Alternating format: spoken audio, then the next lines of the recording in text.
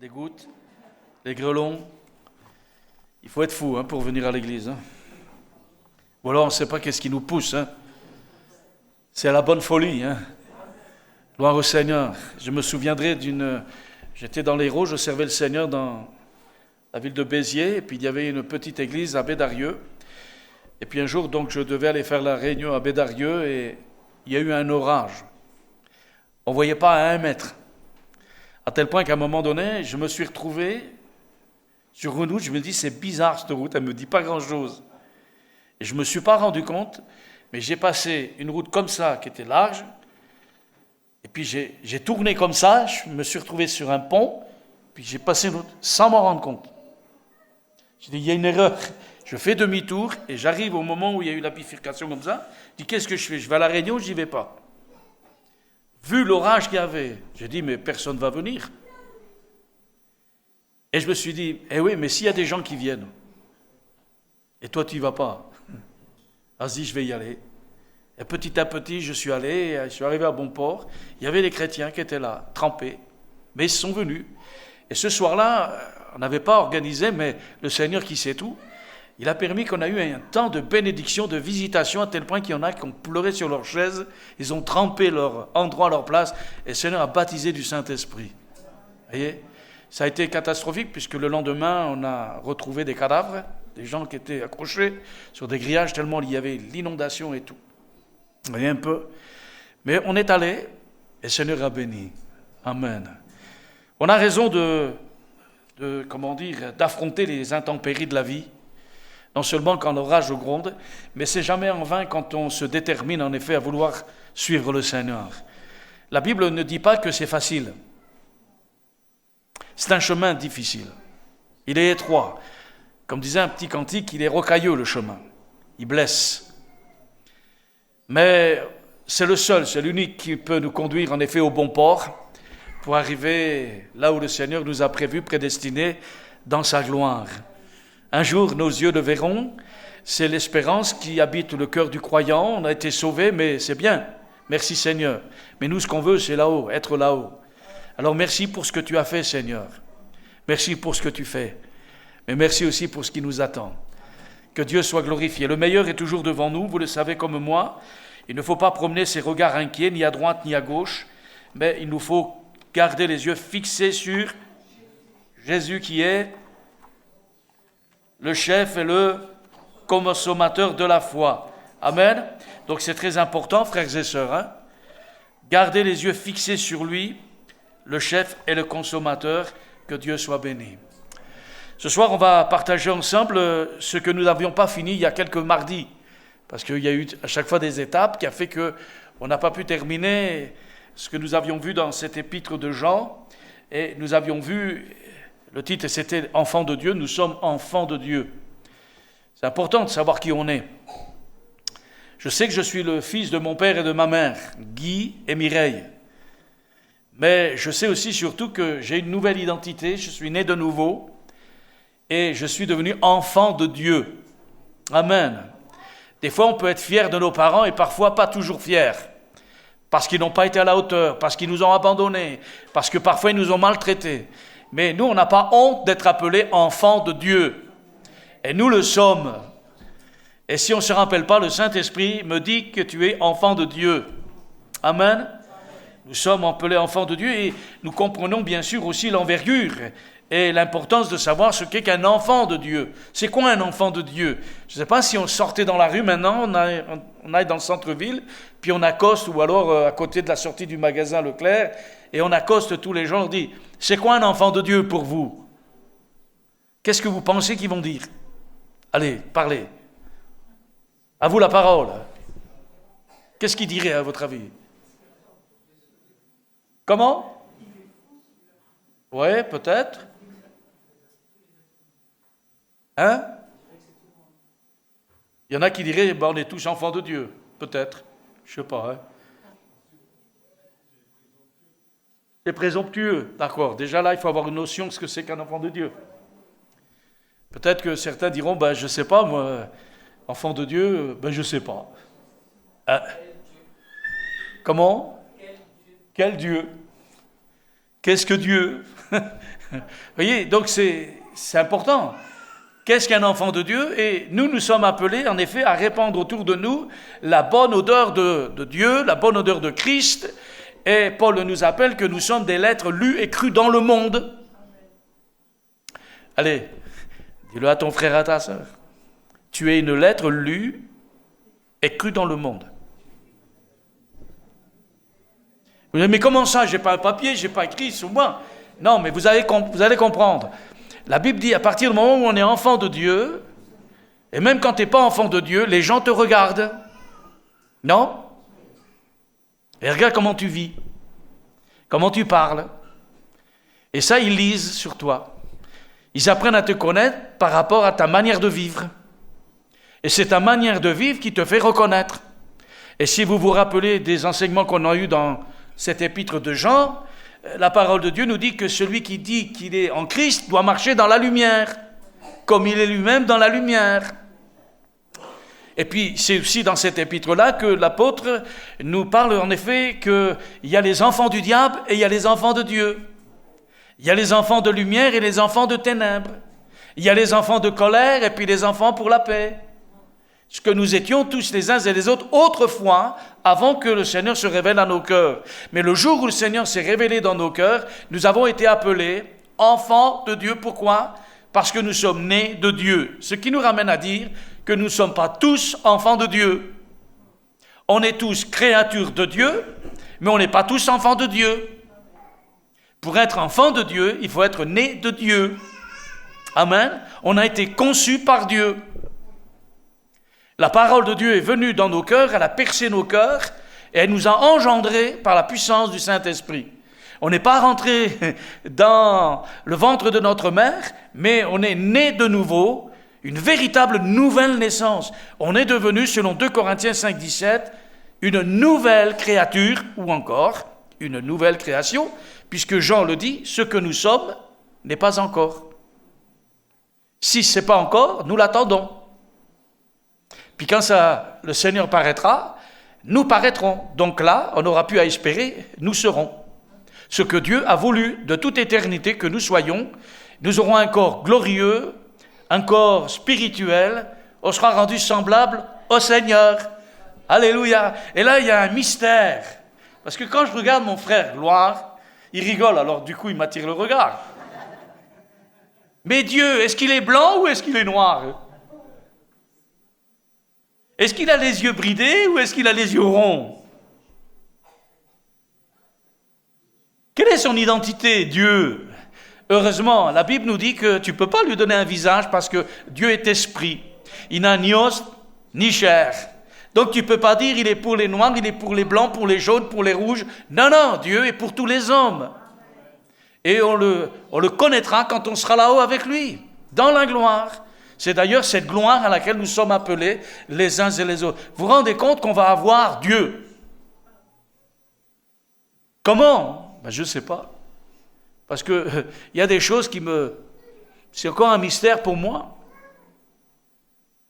Mais qui seront révélation totale quand on le verra. Parce que quand on le verra, on le connaîtra comme on a été connu nous-mêmes. Et on sera rendu semblable à lui. Que Dieu soit béni. C'est beau, hein? En tous les cas, là-haut, il n'y aura pas de compartiment. On sera tous ensemble dans la maison de Dieu. Nous avions vu donc le fait d'être enfant de Dieu en partant de ce texte de 1 Jean, au chapitre 2, verset 28, jusqu'au chapitre 3, 10. On ne va pas faire toute la lecture parce que je voudrais simplement faire un rappel tout court. Mais nous avions parlé surtout de l'assurance. Un enfant de Dieu, c'est quelqu'un qui a une assurance.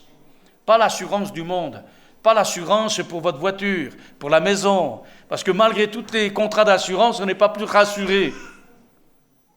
Mais nous avons une assurance qui va au-delà du voile, qui va au-delà du visible, mais qui va jusque dans l'invisible. Notre assurance s'appelle Jésus.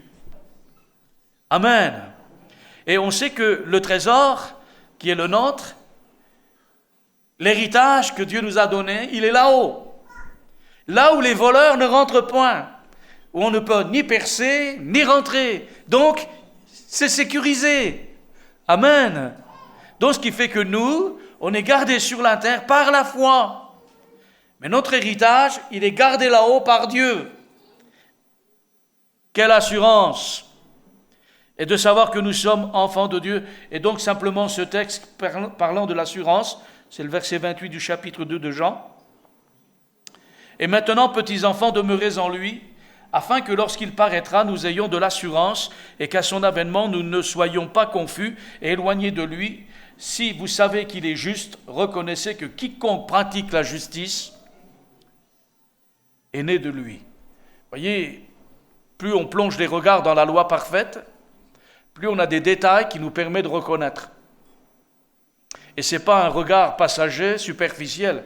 Ce qu'il faut, c'est avoir un regard soutenu qui s'attarde en effet sur les choses pour comprendre. On appelle ça la méditation des Écritures. Ruminer la parole de Dieu, la repasser. On n'est pas des ruminants, mais méditer, c'est ruminer. C'est-à-dire, je mange, je ramène et je rumine encore, et après je digère. Vous voyez, donc, cette nécessité de méditer la parole de Dieu. J'avais dit ceci, Jean désire vivement préciser la relation de parenté entre les croyants. Aussi, il appelle ses lecteurs, bien sûr, petits-enfants. On l'avait déjà dit, c'est affectif, bien évidemment. Je rappelle que Dieu n'a pas de petits-enfants, il n'est pas grand-père, il n'a que des enfants. Donc, il parle d'avoir de l'assurance à l'avènement du Seigneur. Ah, vous voyez, on se prépare pour l'avènement du Seigneur. Il faut se préparer. Il faut être prêt parce qu'on peut rater le départ. Donc, si on veut vraiment de l'assurance, il faut s'assurer et se rassurer. Donc, il y a des attitudes à avoir. De la liberté, il y a de la hardiesse pour nous, bien sûr, parce que pour nous, le retour du Seigneur, l'avènement, ce n'est pas quelque chose de méchant, d'effrayant. Mais pour nous, le retour du Seigneur, c'est un sujet de joie. Alléluia. Plein de vie, Notre assurance se repose bien sûr sur l'œuvre du Seigneur.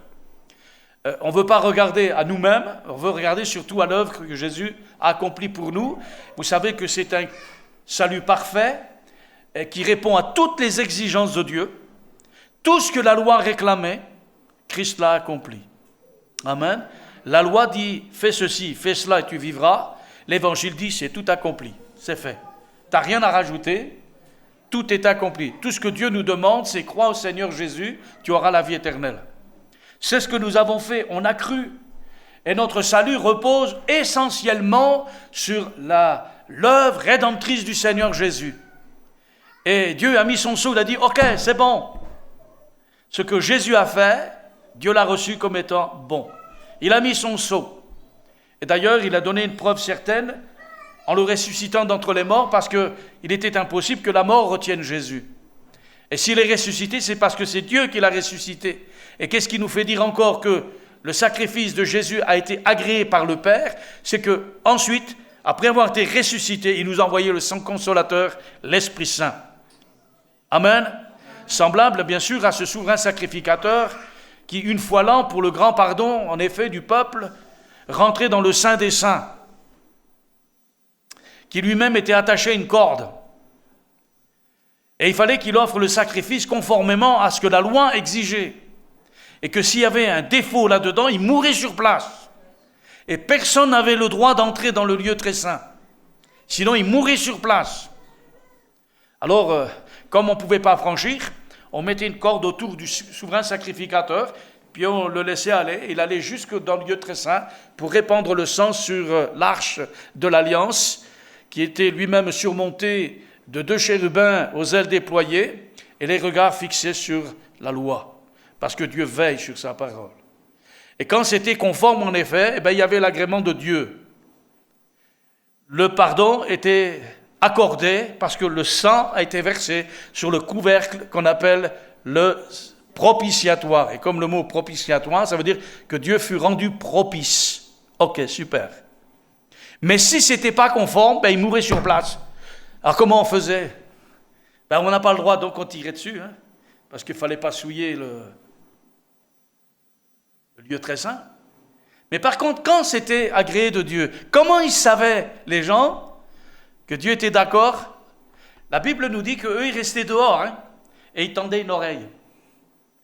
Et vous savez que les habits sacerdotaux étaient spécifiques pour le sacerdoce du souverain sacrificateur. Ils avaient des robes, des caleçons en coton. Ils avaient tout un cérémonial en effet pour qu'ils soient revêtus de ces vêtements sacerdotaux qui étaient réservés pour le service de Dieu.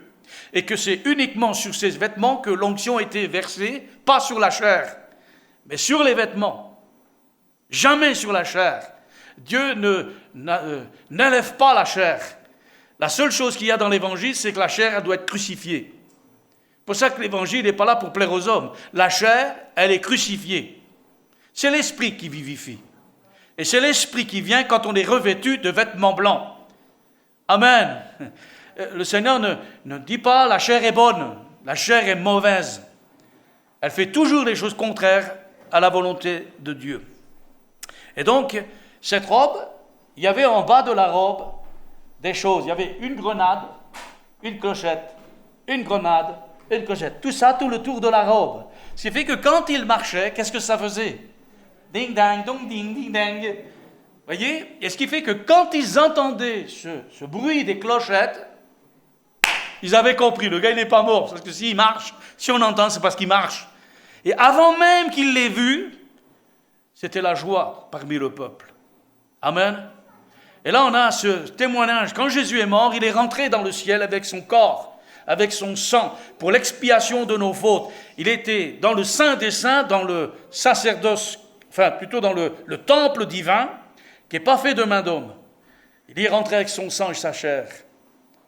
Et la Bible nous dit que son sacrifice a été agréé et le Saint-Esprit est descendu. Parce qu'il va revenir, hein. Mais on sait déjà qu'il est vivant. Il est ressuscité. Il est à la droite de la majesté de Dieu divine.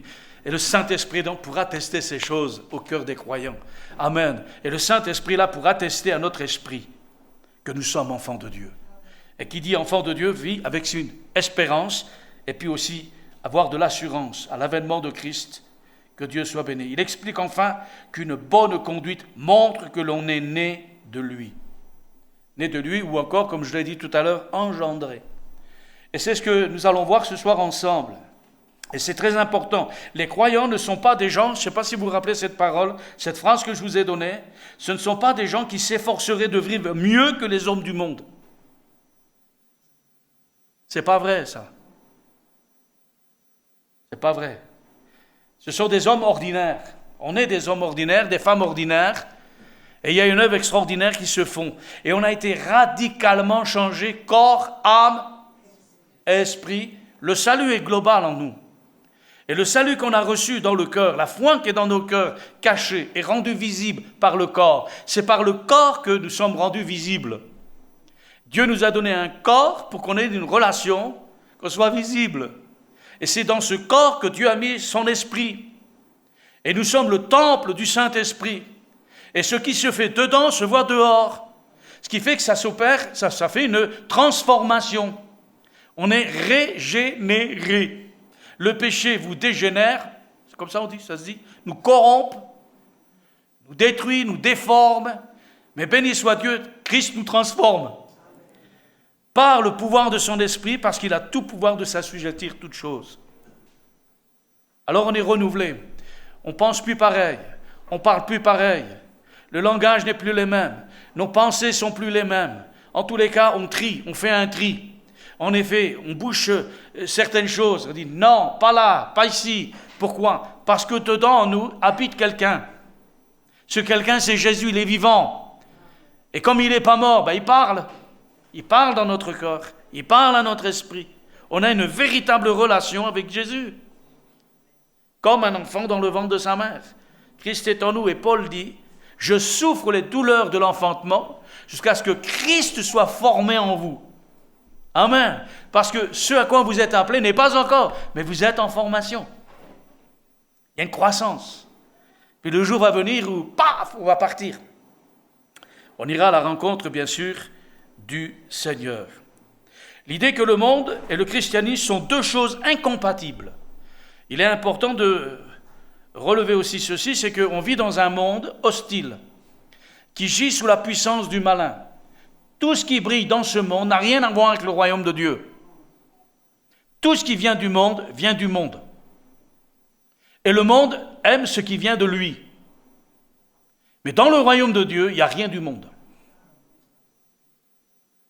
Et il faut que nous gardions à l'esprit, frères et sœurs, et c'est très important, parce qu'on sait que dans la suite des temps, il y aura le mystère de l'iniquité qui va augmenter.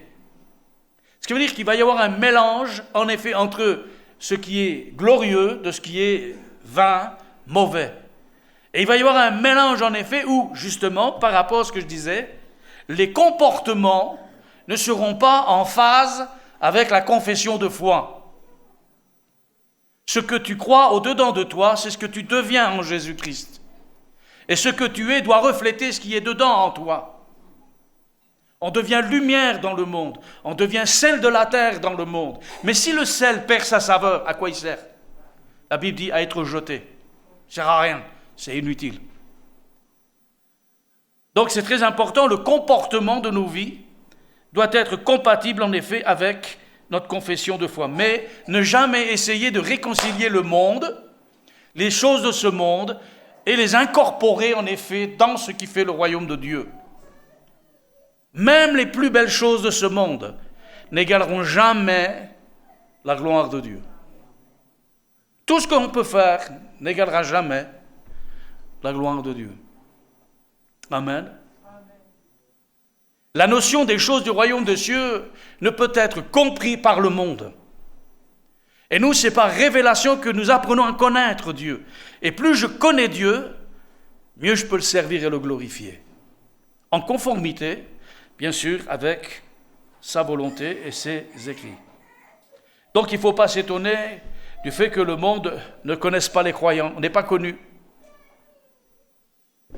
Ils nous connaissent comme étant Gérard Gadrois, c'est le mari de Frédéric Jenny Marie-Josette. Gadrois. Voyez? Ben oui, c'est Jésus. Oui, non, mais lui, c'est Jésus, c'est pas le Fils de Dieu, c'est le Fils du charpentier. Ses frères et sœurs, ils sont au milieu de nous. Ils ne le connaissent pas. Et même le peuple d'Israël ne l'a pas connu et ne l'a pas accepté comme Messie. Voyez, le monde ne nous connaît pas. Et pourtant, nous sommes appelés à faire connaître dans un monde hostile ce que le Seigneur nous a donné, ce qu'il a fait de chacun d'entre nous. Car il ne l'a pas connu non plus, ni le Père, ni le Fils, dit la parole de Dieu. Il y a cette réalité de filiation divine que nous avons, mais le meilleur reste à venir encore. Ce que nous avons aujourd'hui, c'est qu'un acompte. C'est pas mal. S'il y a un acompte, ça veut dire qu'il doit y avoir le reste. On sait tous ce que c'est qu'un acompte. Je ne sais pas si aujourd'hui ça se fait encore, mais je me souviens qu'on pouvait demander un acompte sur le salaire, parce que on en avait besoin, il y a des problèmes qui arrivaient, il a fallu payer un acompte. Vous voyez, c'est-à-dire un acompte sur ton salaire. Voilà. Je ne sais pas s'il y a un pourcentage, je crois qu'il y a un pourcentage, mais toujours est-il qu'ils l'ont augmenté d'ailleurs, je crois, oui. Étant donné les circonstances du monde dans lequel on vit, c'est pas facile, donc ils ont permis un peu plus. Mais il y a un acompte, ça veut dire qu'on va toucher le reste. Nous, on a déjà un acompte que Dieu nous a donné par l'Esprit, mais le meilleur est à venir. On est d'accord là-dessus? Et donc, nous allons continuer cet après-midi, ce soir du moins, la nécessité de mener une vie qui soit droite. C'est important. Dans le chapitre 3, donc, au verset 14 de cette première épître de Jean, pour faire une simple lecture. Venez avec moi. Alors, je vais peut-être vous surprendre de par ma lecture, puisque ma traduction, c'est la français courant. Dans le chapitre 3, c'est pas 14, c'est le verset 4. On y est? 1 Jean chapitre 3, verset 4. Comme je sais que vous avez déjà commencé à lire avant moi, je vous laisse le lire, mais vous allez vite le finir. Écoutez-moi la lecture que j'ai. Il dit, celui qui pêche rejette la loi de Dieu. Car pécher, c'est rejeter la loi. Vous le savez, Jésus-Christ est apparu pour enlever les péchés et il est sans péché. Ainsi, celui qui demeure uni à lui cesse de pécher, mais celui qui continue à pécher prouve par là qu'il ne l'a pas vu et qu'il ne l'a pas connu. Vous voyez, connaître Dieu, c'est pas simplement le dire. Je dirais même quelque part, tu n'as pas besoin de le dire. Mais on le saura quand même. Parce que nous sommes une lettre lue et crue dans le monde. Les gens nous regardent. elle juge d'après les apparences. Alors je sais que les apparences sont trompeuses et que la parole de Dieu nous incite à ne pas juger selon les apparences. Mais il n'en demeure pas moins qu'on ne demande pas à paraître, avoir une apparence, mais à être. Dans la parole de Dieu, c'est « je suis », c'est le verbe « être ». Nous sommes enfants de Dieu. Ce n'est pas qu'un mot, c'est une réalité qui peut être vue et lue dans le monde quand on nous voit vivre. Dis-moi qui tu fréquentes, je te dirai qui tu es. Connaissez ce dicton ? Dis-moi qui tu fréquentes, je te dirai qui tu es. Sommes-nous des gens qui sont habitués à vivre dans le royaume de Dieu, ou sommes-nous des hommes et des femmes qui vivent selon le prince de ce monde, selon le monde ?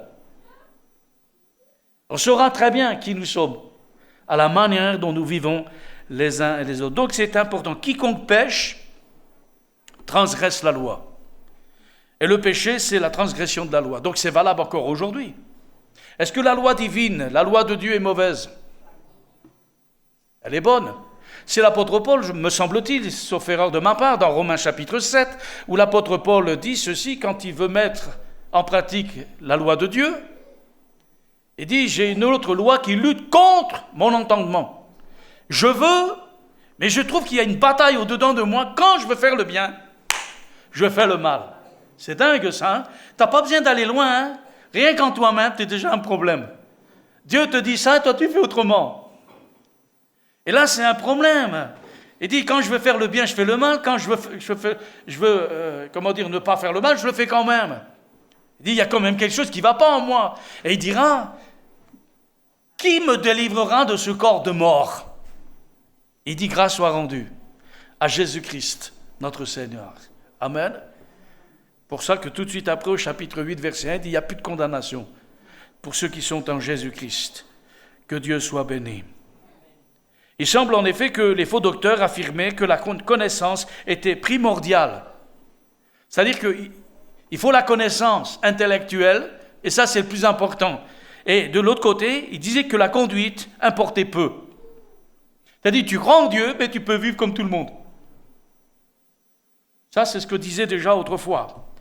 C'est pour ça que Jean souligne en effet le fait que le péché dans notre vie est une preuve que notre relation avec Dieu n'est pas celle qui devrait être. C'est important, frères et sœurs, parce que je médite la parole de Dieu comme vous, et je n'attends pas les événements qui arrivent pour prendre connaissance des choses qui vont survenir, ce qu'on appelle les temps eschatologiques, les derniers temps, pour savoir quels vont être les phénomènes. On sait qu'il va y avoir l'apostasie, l'abandon de la foi, c'est-à-dire qu'il y aura toujours la foi, mais pas dans l'intégralité de la foi. C'est-à-dire que des gens vont prétendre avoir la foi, ils auront l'apparence de la piété, mais ils vont renier ce qui en fait la force. Et plus on va avancer dans le temps, et plus cette réalité va se faire voir. Parce que le prince de ce monde sait très bien que son temps est court. On sait très bien de quelle manière, et ça date pas d'hier, mais depuis toujours. Il a essayé en effet de détourner les hommes de Dieu et empêcher que l'œuvre de Dieu s'accomplisse. Alors que Dieu veut rendre la vue, le péché nous rend, lui, aveugles. Alors que Dieu veut nous entraîner dans la lumière, le diable veut nous mettre dans les ténèbres. Voyez, qui tu fréquentes, le diable ou Dieu ? Selon qui tu fréquentes, en effet, on apprendra à te connaître. Mais tous ceux qui sont à Jésus-Christ se font connaître par leur comportement et leur manière de vivre. Amen. Le péché, c'est la violation de la loi. La loi de Dieu, bien sûr. L'essence même du péché réside donc dans le mépris de la loi de Dieu. C'est le fait d'opposer sa propre volonté au plan que Dieu a révélé pour les hommes. C'est de faire passer son égoïsme, son égocentrisme avant le service de Dieu. Vous avez remarqué que Jésus, dans le jardin de Gethsémane, qu'est-ce qu'il a dit ? Il en a dit des paroles. Mais une parole qui est pour nous importante et qui a trouvé écho aussi dans d'autres hommes, comme Paul, Pierre et d'autres. On dit, non pas ma volonté, mais que ta volonté soit faite, Seigneur. Nous pouvons bien sûr prier comme cela et dire, Seigneur, non pas ma volonté, garde-moi de mes émotions, de mes sentiments, de mes pensées propres. Seigneur, non pas ce que je pense, mais toi, qu'est-ce que tu penses, Seigneur ? Non pas ce que moi je veux, même si c'est bien, je sais que ça ne sera jamais aussi bien que toi. Donc c'est important pour chacun de nous. Le péché est incompatible avec la vie du Seigneur. Est-ce que Jésus pêche? Est-ce que Jésus viole la loi de Dieu? Donc si Christ vit en nous, il ne va pas nous conduire dans le péché, il ne va pas nous conduire dans les ténèbres, il va nous conduire dans la lumière. D'ailleurs, c'est pour ça que Paul dit ceci, que ceux qui se laissent conduire par le Saint-Esprit, ce sont les véritables enfants de Dieu, parce qu'ils se laissent conduire par le Seigneur qui vit en eux. Paul dit dans Galates 2:20, ça vous allez l'apprendre, hein, vous devez le savoir déjà, parce que j'arrête pas de le dire ici, hein, ici ou ailleurs. Hein. C'est la clé du verset de l'Épître aux Galates. Il dit, j'ai été crucifié avec Christ, il est mort au péché. Et il dit, et si je vis aujourd'hui, je vis dans la foi en Fils de Dieu, c'est plus moi qui vis, c'est Christ qui vit en moi. Amen. Ah, c'est pas toi qui conduis ta vie? Non. Mais alors qui c'est? Ben, c'est celui qui est au volant de ma vie, qui est dans mon cœur. Parce que c'est du cœur que viennent les mauvaises paroles, les mauvaises pensées. C'est la tête qui décide, mais c'est le cœur qui choisit. Donc avant que ça monte à la tête pour dire « je fais ceci », il y a d'abord le choix que tu fais dans ton cœur. C'est du cœur que viennent les mauvaises pensées. Qu'est-ce qu'il y a dans notre cœur? Si Christ habite et siège sur le siège de notre vie, sur le trône de notre vie, c'est-à-dire nos cœurs, ben qu'est-ce qu'il va faire? Il n'est pas que sauveur, il n'est pas que Seigneur, il est roi. Et un roi qui ne règne pas, il ne sert à rien.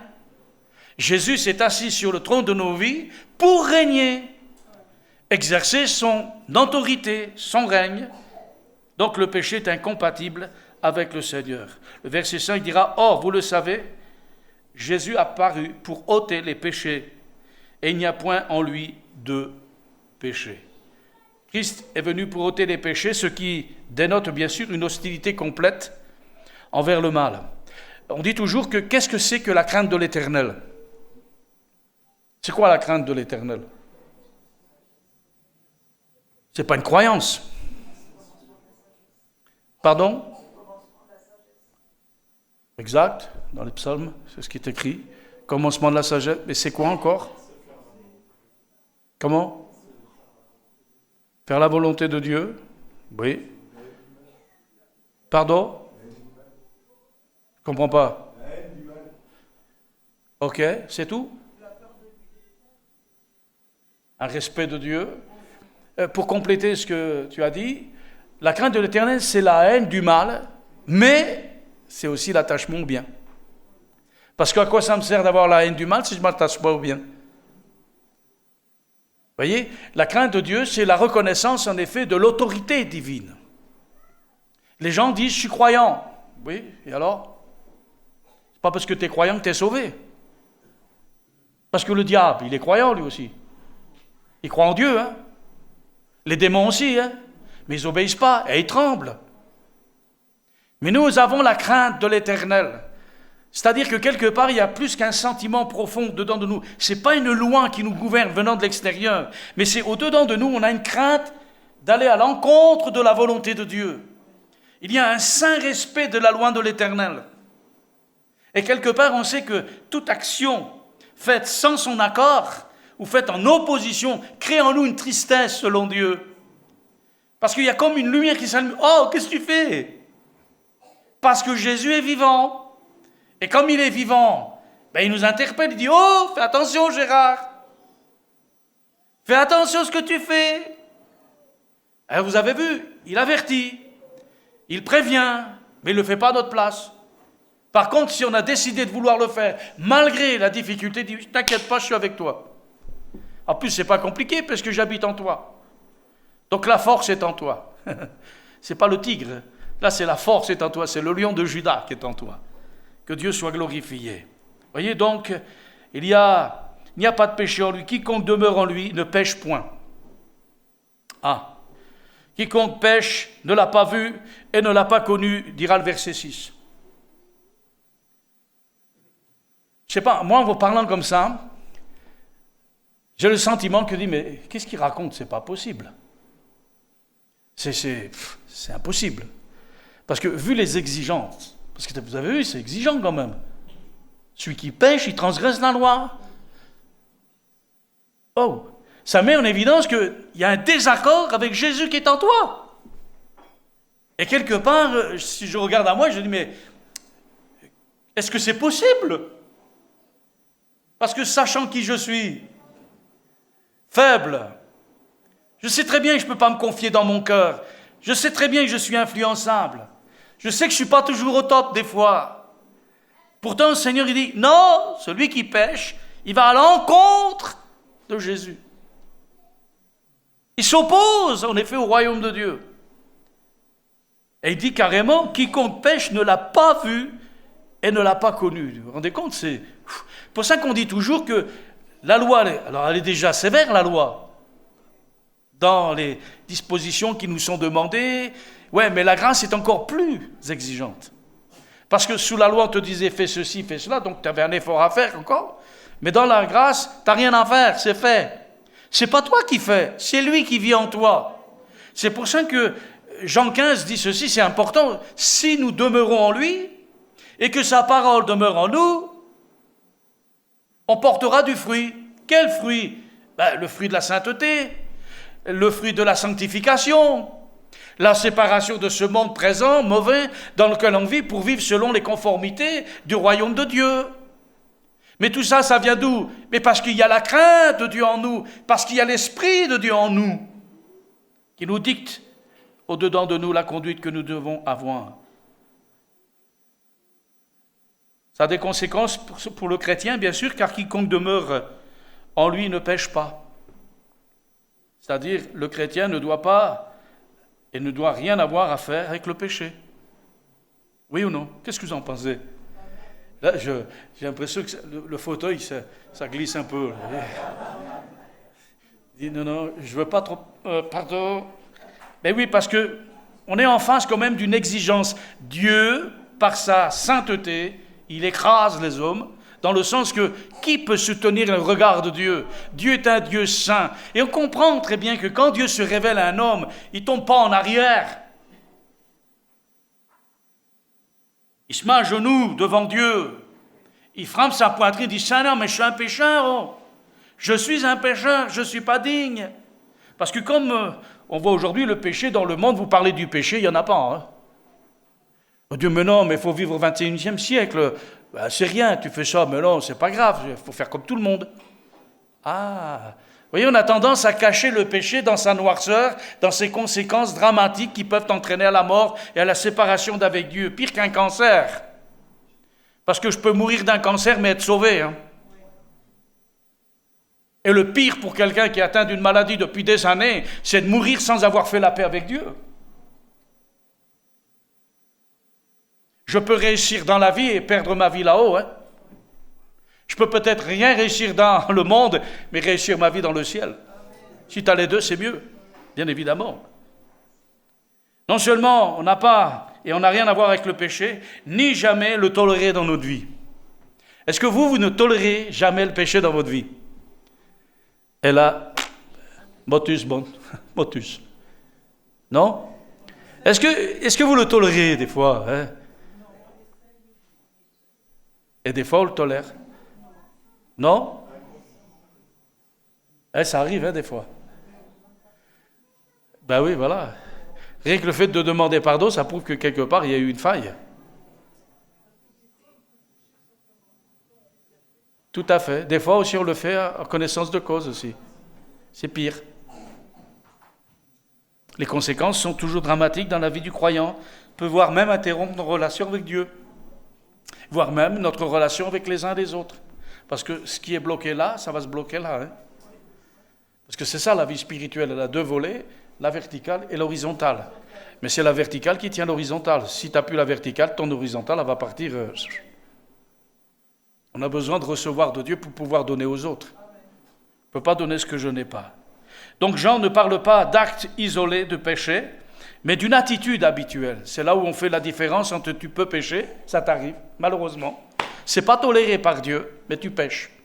Et celui qui dit qu'il ne pêche pas, c'est un menteur. Et la vérité n'est point en lui, dit Jean.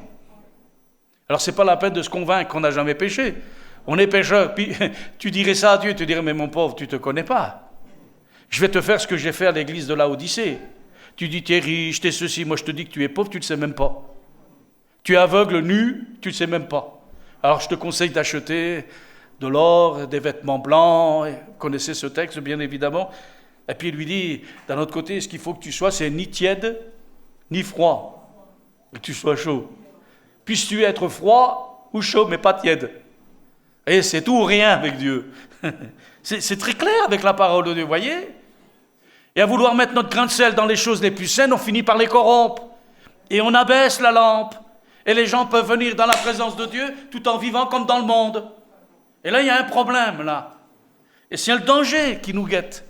Et c'est le danger qui va venir dans les temps à venir par rapport à ces temps de la fin. Même s'il s'agit d'une exception, Jean ne parle pas d'actes isolés, de péché, mais d'une habitude, d'une attitude habituelle. La vie que mène un homme est révélatrice de la source où il puise sa vie. Tu puises où tes forces? En qui? Jésus a dit, si quelqu'un a soif, qu'il vienne à moi, et des fleuves d'eau vive jailliront de son sein. Il est la source d'eau vive à laquelle nous venons puiser. Dans l'Ancien Testament, la Bible dit que nous pouvons venir boire à l'entrée aux sources du salut. Puiser auprès de lui l'eau pure, limpide, qui donne de la vie. Petits enfants, que personne ne vous séduise, celui qui pratique la justice, il est juste, comme lui-même est juste. Finalement, ce qu'il est, c'est ce que nous sommes. De par notre union et notre communion avec le Seigneur, par la foi, l'amour, qui est répandu dans nos cœurs par le Saint-Esprit, que Dieu soit béni. Celui qui pense autre chose se trompe. Ce qui compte n'est pas d'avoir une opinion juste ou une connaissance étendue même, mais c'est de pratiquer la justice de Dieu. Prétendre que le corps est sans importance, de sorte que ses actions ne sont pas graves. Ah ouais? Aussi longtemps que l'âme reste pure, Jean écarte ses arguments. Celui qui pratique la justice, il est juste. Christ est le modèle. Comme lui, il est juste. Amen. On comprend pourquoi il dit, vous serez saints, car je suis saint. Quand tu fréquentes Dieu, il nous sanctifie. Jésus avait dit dans Jean 17, 17, sauf erreur de ma part toujours, vous me l'accorderez si je me trompe, Jésus a dit, sanctifie-les par ta vérité. Ta parole est la vérité. La parole de Dieu, qui est vivante et permanente, efficace, elle a pour rôle en effet dans le cœur du croyant, qui la lit, qui la médite, qui la croit, la met en pratique, va le sanctifier. C'est la sanctification de l'Esprit par l'Esprit. Amen. Parce que si nous on le fait, je crains que la sanctification aura des significations aussi nombreuses que le nombre de personnes qu'on peut être. Chacun va donner la sienne. On est tous différents, mais le fruit, c'est le même avec Dieu. Quand il nous sanctifie, c'est pour être toujours près de lui et se dégager des choses de ce monde dans lequel on est. Parce que rappelez-vous, quand Jésus va revenir, il prend que ce qui est à lui. Le reste, il le laisse. Il ne vient que pour enlever son Église. Il la prépare, il la sanctifie par l'eau pure de sa parole, pour la présenter sans ride, sans rien, devant le Père. Amen. Et donc la parole de Dieu, elle a sa place très importante dans la vie du croyant, non seulement dans nos réunions, l'Église, mais aussi dans la vie du croyant. Si tu lis la Bible, mais que tu ne la mets pas en pratique, tu es semblable à un homme qui regarde son visage et qui s'en va aussitôt et il oublie comment il était.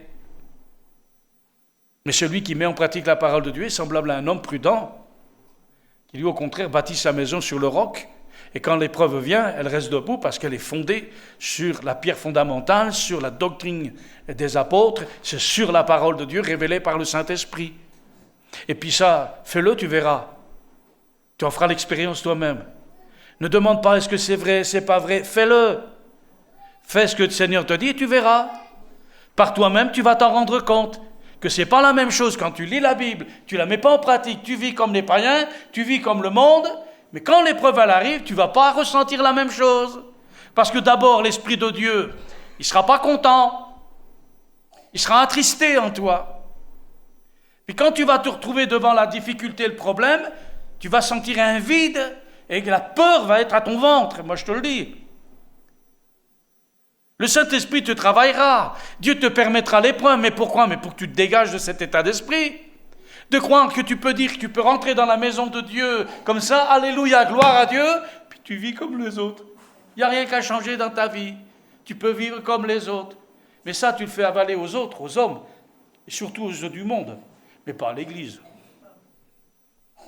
La vie chrétienne, c'est pas comme ça. Et je vais aller plus loin. Même quand personne ne te voit, Dieu te voit. C'est-à-dire que tu te rends compte, même dans tes pensées, Dieu lit. Tu te rends compte? Chloé, tu ne peux pas échapper au regard de Dieu. Nos pensées, bon, tout le monde te regarde du coup, excuse-moi, hein. Mais on est tous pareils, hein. Je vais promener comme ça, du premier jusqu'au dernier, il ne faut pas croire. Hein. Dieu lit dans nos cœurs comme dans un livre ouvert, avant même que la parole sorte de notre bouche, il la connaissait. Et ça serait méconnaître Dieu que de croire que tu peux cacher à Dieu quelque chose. Quelque part, on se demande si tu as vraiment l'Esprit de Dieu en toi. Parce que quand Dieu reprend, il ne prend pas de l'extérieur, il prend de l'intérieur, puisqu'il est en toi. Et Dieu ne va pas rester sans rien dire. Hein. Il va dire, oh, qu'est-ce que tu fais? Ah, tu as le choix, hein. C'est toi, tu l'écoutes. Soit tu dis, écoute, tu tais-toi, hein, c'est pas, parle pas. Puis tu continues. Là, tu t'endurcis. Et quand tu t'endurcis, après, tu deviens incontrôlable. Ta conscience meurt. Et une conscience livrée à elle-même, elle se perd. Fini. C'est ce que Dieu a fait avec Pharaon. C'est ce que Dieu a fait aussi dans Romains chapitre 1er. Dieu a parlé. Mais comme ils ne se sont pas souciés de connaître Dieu, Dieu les a livrés à leur sens réprouvé. Commettant toute espèce d'abomination, connaissez ce texte. C'est pour ça la colère de Dieu se révèle du haut des cieux contre toute injustice des hommes qui retiennent injustement la vérité captive. Comprenons, frères et sœurs, que la vie spirituelle, la vie chrétienne, ce n'est pas de la religion, ce n'est pas de la philosophie, c'est une vie avec Jésus, avec Dieu. Et c'est par ce moyen, notre vie avec lui, que bien évidemment, il se fait connaître dans le monde et qu'on se fait connaître aussi. Amen. Et puis d'ailleurs, qu'est-ce que c'est, je ne sais plus c'est quel le texte qui dit, vous allez peut-être me le dire, il dit, or la vie éternelle, c'est qu'ils te connaissent, toi le seul vrai Dieu, et celui que tu nous as envoyé, ton Fils, Jésus. Amen. C'est où ça? Non. Non, ça, Jean 14,6, c'est « Je suis le chemin, la vérité et la vie ». Non, il me semble que, je ne sais plus si c'est dans Jean ou Matthieu 17, 3. Regardez voir, allez, on va regarder là, parce qu'il y en a qui, ça y est, là, dit. Jean, c'est Jean ou Matthieu 17, 3. Si c'est pas l'un, c'est l'autre. Hein. Qui c'est qui a trouvé? Hein? C'est Jean 17, 3. Voilà, ok. Or, la vie éternelle, c'est qu'ils te connaissent. Il est malin, gloire. Parce qu'il vous a laissé chercher pour lui noter, comme ça il l'a eu. Il a raison, hein? Il a confiance, hein? Mais il note pour voir si c'est juste. Hein? Que Dieu soit glorifié. Vous voyez, c'est important, frères et sœurs. On ne peut pas se tromper. Je comprends que quelqu'un qui vient du monde, qui rentre dans l'église, enfin dans la maison de Dieu, il se retrouve dans un monde totalement différent. Totalement différent. Il y a une concentration du royaume de Dieu dans l'Église. Est rendu visible et tangible par le Saint-Esprit. Ce qui fait que, sans parler, il y a quelque chose qui se passe. Bien qu'il soit invisible, le Seigneur, il est présent par son Esprit. Et il y a des choses qui se passent dans l'Église. Il y a un mouvement de l'Esprit. Et le Saint-Esprit agit. Et les gens ont le cœur coq. Et quand le Saint-Esprit est là, parce que Dieu est libre d'agir par le Saint-Esprit, il y a des prophéties, il y a des révélations, il y a des dévoilements de cœur. Et les gens qui entendent ça disent, Dieu est réellement présent ici, parce que les cœurs sont mis à nu. Comment il sait ça, lui? Et les gens sont touchés. Ce n'est pas de la flotte, de l'eau qui sèche, qui s'évapore, mais c'est une tache d'huile qui reste et qui marque une conscience. Un homme et une femme, qu'il en soit ainsi au milieu de nous, que Dieu soit béni. On ne pêche plus, pourquoi? Parce que la semence de Dieu demeure en nous. Il y a la semence de Dieu, la semence de vie. C'est la seule fois où le terme est mis dans cet épître et qui est employé alors que le verbe est répété à maintes reprises concernant l'accent de mis sur le fait qu'une puissance divine opère dans le cœur du croyant. Il y a une puissance de vie, demeurer, c'est-à-dire que cela ne se produit pas de temps à autre, mais la semence est en nous. Alléluia. Et elle porte son fruit, que Dieu soit glorifié. J'en ai fini. Le verset 10 dit, c'est par là que se font reconnaître les enfants de Dieu et les enfants du diable. Quiconque ne pratique pas la justice n'est pas de Dieu. Je ne sais pas si ça vous rappelle un texte dans le Nouveau Testament, lorsque les disciples, à un moment donné, contents d'avoir fait une mission, sont revenus vers Jésus. Ils reviennent et disent, Seigneur, les démons, on les a chassés, des malades, on les a guéris. Oh Seigneur! Il dit, oui, je sais, j'ai vu les démons, j'ai vu Satan descendre comme un éclair et ceci et cela. Il dit, nous avons fait ceci, nous avons fait cela. Il dit, oui, mais moi je ne vous ai jamais connu. Arrière de moi, ouvrier d'iniquité. Injuste. C'est ce que ça veut dire. C'est pas juste. Vous. Et moi rien. Parce que, je vais vous dire quelque chose. Dans les temps de la fin, la Bible dit que la puissance du diable se fera par des miracles mensongers. Donc, vous voyez, mensongers. Il ne faut pas croire tout ce qu'on voit, il ne faut pas croire tout ce qu'on nous dit. Il faut éprouver les esprits pour savoir s'ils sont de Dieu.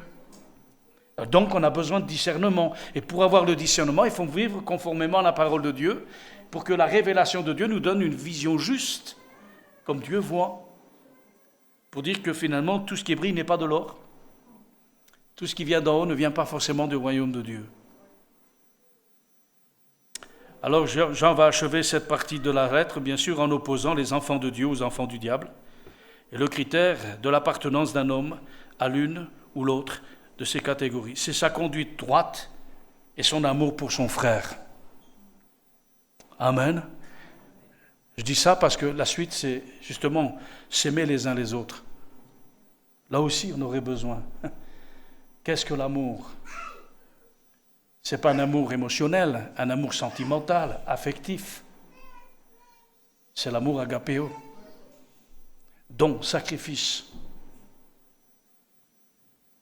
Et là, on a tous besoin, bien sûr, d'apprendre de la part du Seigneur. Vous voyez, frères et sœurs, donc c'est important pour nous. La manière dont je vis, c'est ce qui prouve mon appartenance au Seigneur. Je veux lui ressembler. Je veux vivre comme lui. Alors Seigneur, c'est mon désir. Alors apprends-moi à me laisser faire, à te laisser conduire dans ma vie. Abandonner, en effet, tout ce que je pense moi, et que je ravale toute espèce d'orgueil, en effet, qui voudrait contrecarrer ton œuvre au-dedans de moi. Ce n'est pas ma force, ce n'est pas ma puissance, mais c'est ton esprit qui agit au-dedans de moi, au-dedans de nous, et qui prédispose mon cœur et mes pensées à faire la volonté de Dieu.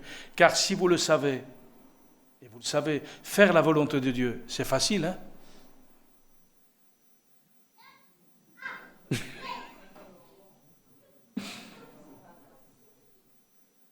C'est pas facile de faire la volonté de Dieu. Qu'est-ce que vous en pensez? Vous vous rendez compte que vous êtes habitué à marcher de travers, et Dieu nous dit, non, tu dois marcher droit. Pas évident pour des gens comme nous qui sont accoutumés à faire le mal. Ouais, mais en Jésus, c'est fini cette affaire. On est droit comme un i, et on marche en effet sur le chemin de la vérité et l'honnêteté, la loyauté. Mais ça ne vient pas ni de mon père ni de ma mère, parce que quand je les regardais vivre, c'était pas clair. Je sais pas que j'ai contre comme mes parents, hein. Ils ont été ce qu'ils étaient, mais je peux regarder autour de moi. On est tous pécheurs, on a tous une inclination au mal. Si Dieu n'était pas en nous, mais on tomberait. Mais parce que Dieu vit en nous, il nous trace un chemin et nous donne la force pour y marcher. Amen. En tous les cas, nous vivons une époque difficile, vous le savez comme moi, où on prendrait les choses comme étant des véritables alors que c'est des faux. Tout est dans l'apparence, c'est trompeur. C'est beau, c'est bien, ça a son charme. Moi je trouve que c'est bien, ça évite d'oublier de les arroser.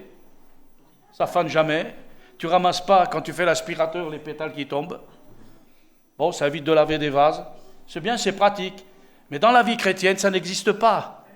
Les imitations comme on le connaît dans le monde, c'est une chose, ça ne peut pas marcher. Tu ne peux pas faire semblant d'être enfant de Dieu.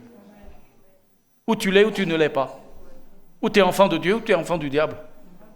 Mais tu peux être enfant de colère, enfant du diable et devenir un enfant de Dieu. Que Dieu nous garde de faire l'inverse. Et de demeurer ce que nous sommes en Jésus-Christ et d'aller de l'avant les uns et les autres, que Dieu soit glorifié. Amen. On veut prier pour que Dieu nous aide et que Dieu garde son Église dans ces temps difficiles où la tentation en effet, devient de plus en plus, face à un monde difficile, d'emprunter des chemins de traverse plus simples que la vie chrétienne. Nous voulons penser à nos bien-aimés qui sont dans des églises persécutées, qui eux refusent de renier Jésus, même devant la menace de la mort.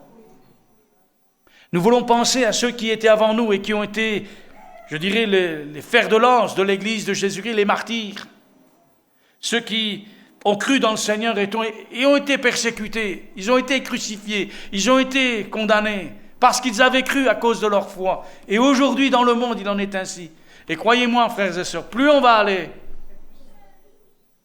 plus la différence va se faire.